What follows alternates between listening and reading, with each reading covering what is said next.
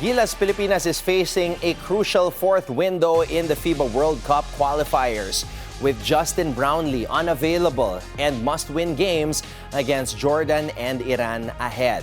The team is now looking to its size, depth, and younger players to fill the void, including Tamayo and Kevin Quiambao, who have already shown that they can step up when Brownlee is struggling. So to break down Gilas' current form, the key matchups, and what it will take to get the job done in this window, let's welcome back to the show basketball analyst Jay Mercado. Jay, good evening, and thank you so much again for spending your time with us here on BNC.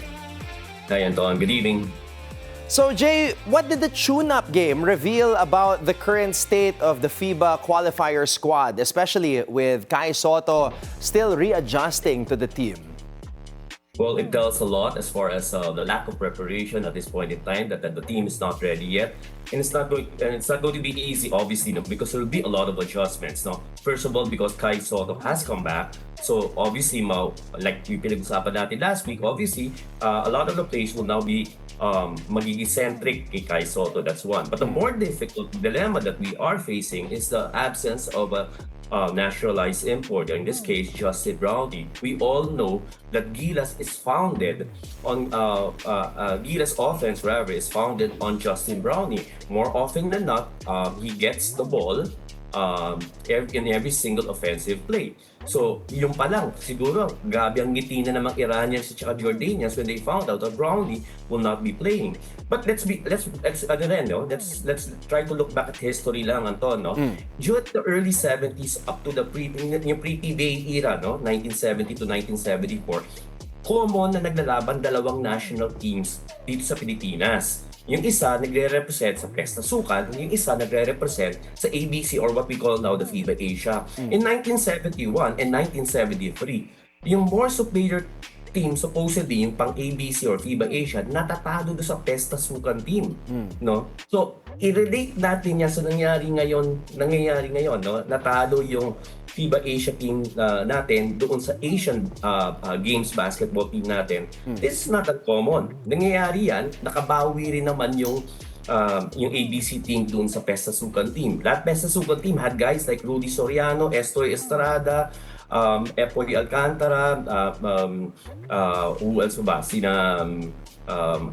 Ray Franco, yung mga yan, no? Bochok del Santos. So, formidable din. Why? Because it's not uncommon rin naman for us to be able to have 24 players, no, to comprise two national teams. And they can go up against one another and actually find themselves equally, just as equally strong and competent against each other. And that's a good thing to have two teams. Sabi nga nila, iron sharpens iron. And very good. Yeah, I mean, a loss can also motivate the team, and the coaches can see the areas where they can improve upon before the actual games. So, Jay, without Brownlee, can Gilas' size advantage with Kai Sotto, AJ Edu, and Junmar Fajardo actually become its biggest weapon against Jordan and Iran? Or mas malaki pa ba yung Jordan at Iran even with those players? They have 7-foot. Jordan, I don't think has a 7-footer.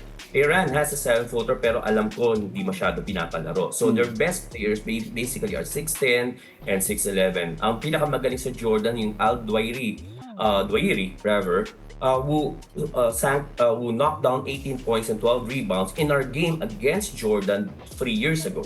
And that was when we had Kai Sotto. Kai Sotto also proved himself well by scoring 16 and rebounding 7 boards. So in other words, kumbaga ba, competitive naman tayo pagdating sa malalaki. Ang problema naman is hindi naman yung laki, yung heft yung physicality ng mga malalaki nila. Now, the good side about it is that the three players that we have right now as far as our bigs are concerned, AJ Edu, Junmar Fajardo, and Kai Sotto, hindi na pushovers yan. Bakit? Batak na yan sa bilig eh. Batak na yan sa PBA si Junmar. No, may yung age factor na si Junmar siguro magiging issue dyan. But otherwise, kumbaga ba, kaya lumabas sa physicality. But I think our advantage, we should focus more on our offense in the backcourt. I think we have to take advantage of that. Against Jordan, we have to worry about Jalen Harris, who's a 6'4" guy extremely prolific, no? We haven't played against Jalen Harris, if I'm not mistaken, no? Ang dating kalaban, ang dating ano natin was a different naturalized player for Jordan, no? And then of course, Rondae Hollis Jefferson in the Asian Games. But otherwise, doon dapat tayo lumaban kasi yun ang weak point ng Jordan and in a way ng Iran. So one player in that area, in that position na sinabi mo kailangan natin lumaban is Carl Tamayo. Can Tamayo provide enough firepower and versatility to keep Gilas competitive against Jordan and Iran? What do you think? You know, Brownlee is averaging 32 to 36 minutes a game. So mawawala yun. Pag mawawala yun, ibig sabihin paghahatian yan ni Kevin Quiambao at saka ni Carl Tamayo. So most likely, kung nag-average si Carl Tamayo ng 8 to 10 minutes per game, I won't be surprised if both players will actually average 20 minutes per game. Paghahatian nila yung position na yun. When there will be times when Carl Tamayo will be asked to play number 4 if AJ Edu needs to be spelled. So those are some of the options that we have there. Ang ano lang, I guess siguro, kung ang tanong mo man is, can Carl Tamayo deliver? I'm not going to he should deliver. He and AQ will be key factors here. We're going to miss the 20 points of Justin Brownlee. So what does that mean? Kung si Kevin Quiambao nag-average ng 8 to 10 points, si Carl nag-average ng 6 to 8 points, dapat pupunuin pa nila yung 20 points si Justin Brownlee. And there's no guarantee of winning because even if they score 28 and 6, for example, yung tatlo, hindi rin tayo nananalo at times. So kailangan talaga they need to put in the points and deliver in all the facets of the game, especially on defense. It's crazy how we're now talking about KQ and Carl Tamayo as wing players because I remember a time when I was covering them in the juniors and KQ was the best center in high school basketball while Tamayo was the best four in high school basketball in the UAP. At ngayon, sila yung napag-uusapan natin as wing players. And I guess that's a good sign kasi ibig sabihin nun, meron tayong mga malalaking players. So now they have to adjust and play the wing. Now, KQ has shown that he is not afraid to take big shots, especially when Brownlee was struggling in previous games.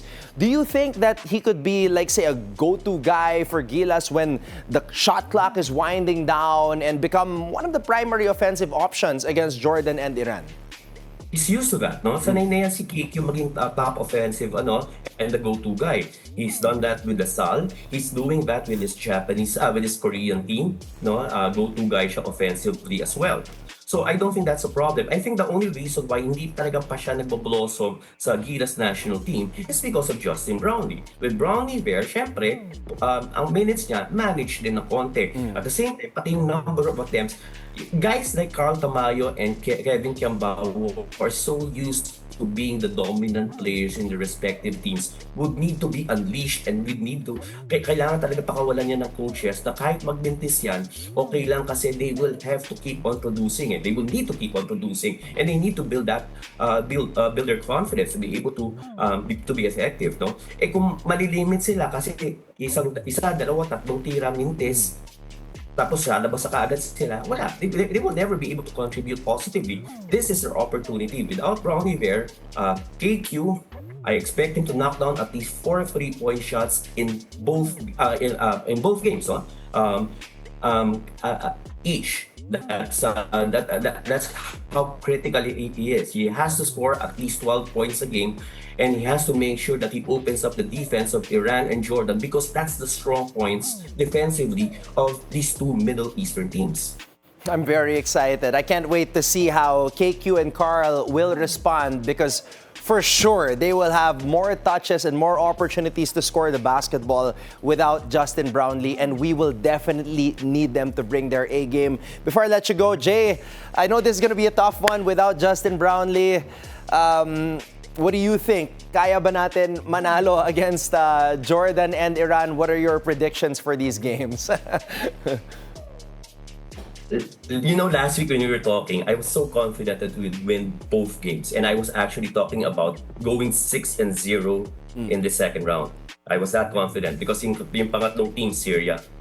With this one, swerte na tayo, baka maka one win tayo dito. Kasi, why? Because Iran will be fielding in their top team. Their top players. They're not going to be the same Iran team in the first round that lost to Jordan and won over Jordan as well. That's going to be a very different team now. With Jordan, we do not know how Gilas Harris plays. So, of course, scouting will help, but at the same time, without Brownlee there, we will rely on Dwight Ramos to defend him. And we know that Dwight Ramos is the top scorer for this team without Brownlee around. Baka dalawang mangyari dyan. Ay ma-foul trouble early si Dwight, or maubos siya sa opensa. So now, you expect guys like KQ, Carl, and eto na yung papasok. Kai Sotto will have to start delivering. And then, of course, two guards that I'm expecting so much from, and I hope that Tim Cone chooses them. CJ Perez and Juan Gomez Tiliano have to be there to deliver the points for the team in the backcourt. All right. Well, let's just hope for the best, even without Justin Brownlee. And let's hope the locals will step up in his absence. Jay, thank you so much again for the time and providing with us your expert analysis here on the Scorecard. Salamat, Anton. Good evening. Good evening. Jay Mercado with us here on the Bilyonaryo News Channel.